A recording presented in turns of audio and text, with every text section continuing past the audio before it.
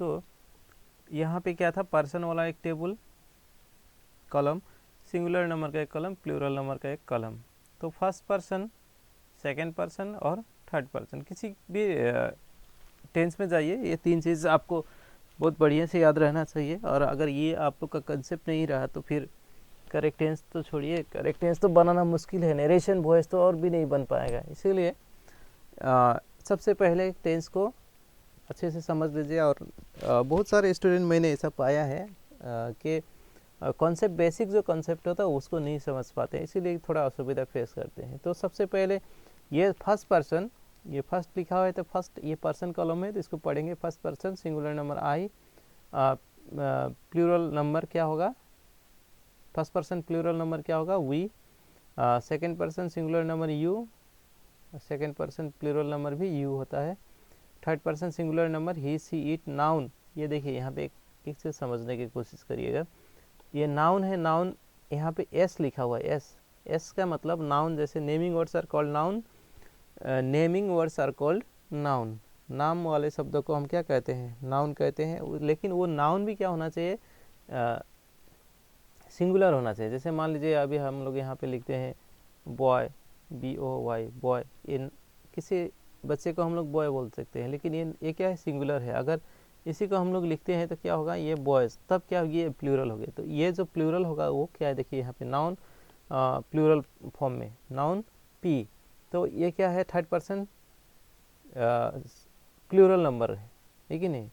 Third person singular number, plural number इस तरह का होता है। तो थर्ड पर्सन प्लूरल नंबर, और दे भी क्या है, थर्ड पर्सन प्लूरल नंबर में होता है। अब सिंगुलर और प्लूरल समझ में आया होगा शायद। जैसे नाउन एस का एक मतलब मैं समझा देता हूँ। नाउन एस मतलब डॉग, DOG, डॉग।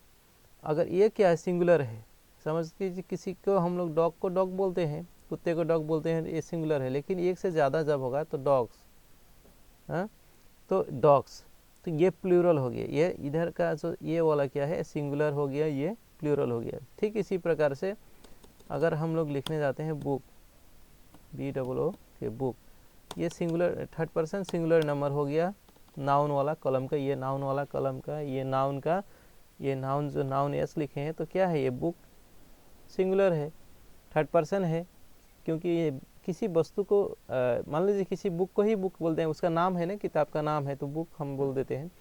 तो बुक का प्लूरल क्या होगा, बुक्स हो जाएगा, बुक्स हो जाएगा। समझ गए होंगे शायद आप लोग। तो नाउन पी, तो नाउन पी कहने का मतलब नाउन प्लूरल फॉर्म वाला। तो नाउन पी और नाउन एस को शायद आप लोग समझ लिए होंगे। तो यहाँ पे रहा, इस चीज़ को समझने की ज़रूरत, अगर ये नहीं समझ में आएगा तो आपको फिर एस और ES का यूज़ भी समझ में नहीं आएगा। तो यहाँ पे नोट, जैसे मैंने यहाँ पे बताया है कि in case of verb ends with OX, Z, SS, SH, CH, ES is added instead of S। तो हम लोग क्या करते हैं, यहाँ पे ES ऐड कर देते हैं। जैसे मान लीजिए, लेकिन एक चीज़ याद रखना चाहिए, वर्ब क्या होना चाहिए, हमेशा थर्ड पर्सन सिंगुलर नंबर में रहना चाहिए। क्या होना चाहिए, वर्ब हमेशा एक चीज़ याद रखिएगा कि वर्ब क्या होना पड़ेगा, third person, verb VERB, verb third person singular number